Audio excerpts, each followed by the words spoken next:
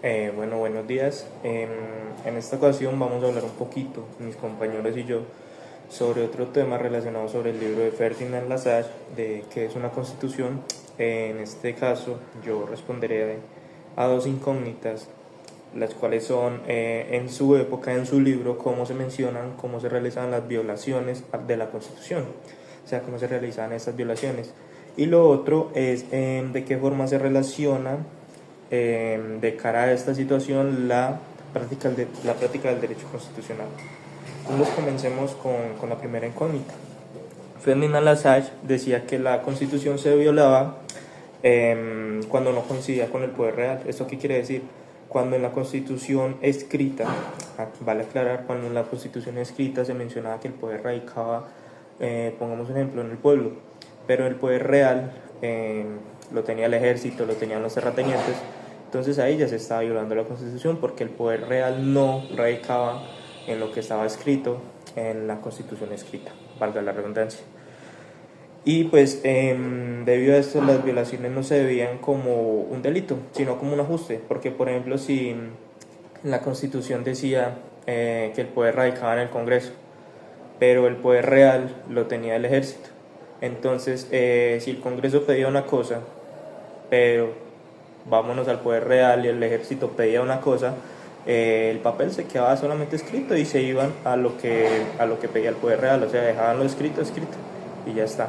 No le daban mucha importancia, entonces no lo veían como un delito, no veían estas violaciones como un delito, sino como un ajuste a la Constitución. Otro ejemplo, que el poder radicaba en el pueblo, pero el poder lo tenía el ejército, los terratenientes, entonces ahí ya había una violación a la Constitución escrita. Vámonos con la otra incógnita, la cual es de qué forma se relaciona de cara a esta situación la práctica del derecho constitucional. Ferdinand, en su libro, dice que la constitución de su época era inútil si no se, si no se centraba si se centraba en la constitución simplemente escrita y no en el poder real. ¿Qué quiere decir esto? Va muy relacionado con lo que dije anteriormente. Si el poder real no coincidía con, con, con el poder que estaba escrito en la Constitución, simplemente había un fallo ahí, la Constitución no iba a servir y simplemente se iba a quedar como algo escrito que se iba a quedar escrito y, y, y simplemente no iba a pasar de ahí. Entonces, para él, ¿qué debía hacer el derecho constitucional? Primero que todo, analizar quién manda realmente, quién tiene el poder real, si sí es la entidad que está escrita en la Constitución o si radica en otra entidad diferente a esta. Estudiar las fuerzas sociales, económicas y políticas. Esto para equilibrar lo que está escrito y lo que está pasando realmente en la situación del país o del territorio, para que no haya como un choque de ideas, un choque de poderes, simplemente que coincida lo que está pasando actualmente, lo que está pasando realmente en el territorio, coincida con lo que está escrito en la Constitución. Y comprender comprender que el texto constitucional solo funciona si coincide con el poder real. Vamos a lo mismo. O sea, el texto constitucional, el derecho constitucional solo va a servir si coincide con lo que está pasando realmente en el país y si coincide con el poder que está realmente gobernando en el país. Entonces tiene que haber, tiene que haber una relación directamente del poder que se nombra en la Constitución escrita con el poder que realmente tiene el territorio. Si un abogado o un constitucionalista solo se queda con lo que dice el papel, entonces está haciendo teoría desconectada de la realidad. El poder tiene que coincidir con el poder que está en la Constitución, porque la Constitución es ley de leyes.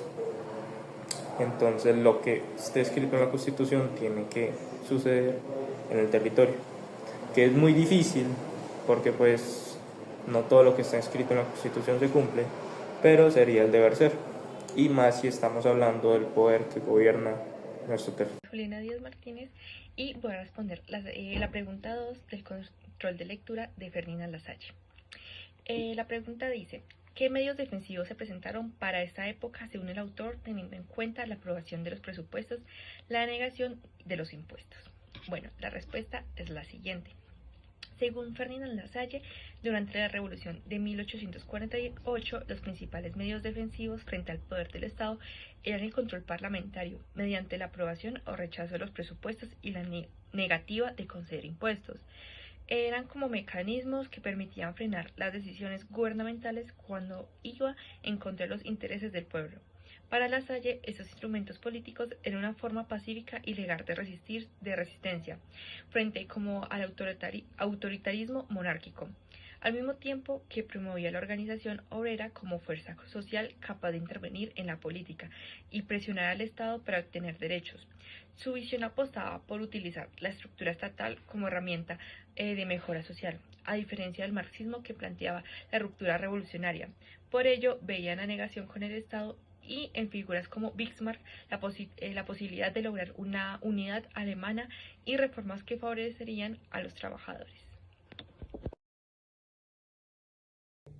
Bueno, ahora continuando con la cuarta pregunta, la cual dice, ¿cuál fue la realidad descrita por el autor con la denominación proclamar la realidad de lo que es, cómo se presentó? Y según el autor, el pseudoconstitucionalismo, ¿cómo se obliga al absolutismo a quitarse la careta? ¿Cómo se presenta la actuación del gobierno y del pueblo en esa proclamación de la realidad? ¿Cómo era la situación financiera para la época? ¿En qué consistió el concepto de fuerza de la verdad frente a la proclamación de realidad de lo que es? Vamos a darle respuesta a estas preguntas. Según Ferdinand Lasalle, en su obra, que es una constitución, la idea de proclamar la realidad de lo que es parte de la afirmación central de que toda constitución verdadera debe corresponderle con los factores reales de poder existente para la sociedad. Realmente para Ferdinand, la constitución no es un simple documento jurídico ideal, sino que es el reflejo de la fuerza que realmente dominan un país, que es, por ejemplo, el ejército, la burguesía, el monarca, los partidos y en general todas aquellas fuerzas que determinan la vida política. Cuando un texto constitucional no coincide con ciertas fuerzas, deja de ser una constitución real y se convierte en un simple papel. Él múltiples veces lo dijo. Y esa situación se hace muy evidente en la época porque prolifera constituciones que anunciaban libertades y participación, pero que en la práctica no modificaban la estructura política denominada por el absolutismo. Esa distancia entre lo escrito y lo vivido es lo que Lasalle denomina como pseudoconstitucionalismo o falsas constituciones o decorativas llenas de buenas intenciones, pero vacías en general. El absolutismo se ve obligado a quitarse la careta precisamente cuando esas fuerzas reales cambian y se vuelven demasiado fuertes como para ser ignoradas. Por la presión social, el despertar político del pueblo, el crecimiento de la burguesía industrial, estos generan como un escenario donde ya no es posible mantener el disfraz de libertad mientras el poder continúa concentrado en una figura, en este caso la figura del monarca. En ese contexto, la ficción constitucional se desmorona porque las nuevas fuerzas reclaman su reconocimiento formal. Entonces, para Lasalle, el absolutismo no se dé por buena voluntad, sino por necesidad. Y ya en ese proceso, la actuación del gobierno y del pueblo refleja un choque entre la apariencia y la verdad. El gobierno busca mantener el control entregando concesiones mínimas y redactando constituciones que aparentan apertura política, pero pues continúan sosteniendo su dominio. Y el pueblo actúa como una fuerza ascendente que exige una constitución, que la constitución deje de ser un adorno y se convierte en un reflejo de la participación real. Entonces, esas situaciones se sumaban a la grave crisis financiera porque el Estado prusiano arrastraba grandes dificultades económicas que lo obligaban a recurrir al Parlamento para obtener recursos. Y ya finalmente todo eso se conecta con el concepto de Lasalle sobre la fuerza de verdad que para él, la verdad social, siempre termina imponiéndose sobre cualquier ficción jurídica. Y pues básicamente un texto constitucional solo será eficaz cuando éste proclame lo que realmente es. Muchísimas gracias. Y bueno, para darle continuo a este control de lectura de Ferdinand Lasalle, que es una constitución, me tocó la pregunta número 5, que es de en qué consistió el concepto de nada de pactos y cómo se enfrentaba pues al denominado pseudoconstitucionalismo. Bueno, para principio, pues el principio de nada de pactos, primordialmente para Lasalle, resultaba como una respuesta política frente pues obviamente a la estrategia engañosa del gobierno prusiano en medio del conflicto constitucional de 1862 a 1863. Bueno, para La Salle, aceptar tanto pactos, transacciones con un gobierno que ya había violado abiertamente la Constitución, ya había tenido violaciones constitucionales, básicamente equivalía a legitimizar esa misma violación, a violar también el poder parlamentario, a contribuir a la desmoralización política del pueblo, y por eso él propio afirma que con dureza ante ese tipo de enemigos no hay más que un argumento de las manos al cuello y la rodilla sobre el pecho. Digamos, su llamado no es la violencia física, sino una postura inquebrantable, digamos, hacerlo así como un tipo de coraza, de no ceder ni validar acuerdos que mantengan la ficción constitucional. Bueno, el trasfondo de esta posición es la existencia de lo que La Salle denominaba como el pseudo-constitucionalismo que mencioné anteriormente, que es una estrategia con la que el absolutismo se disfraza de régimen constitucional sin serlo realmente. Según el texto, el pseudo-constitucionalismo consiste en que el gobierno otorga una constitución en la que los derechos del pueblo y de sus representantes quedan reducidos por una porción mínima, manteniendo la apariencia de legalidad, pero reservándose el poder de desconocer cualquier voto parlamentario que le resulte incómodo.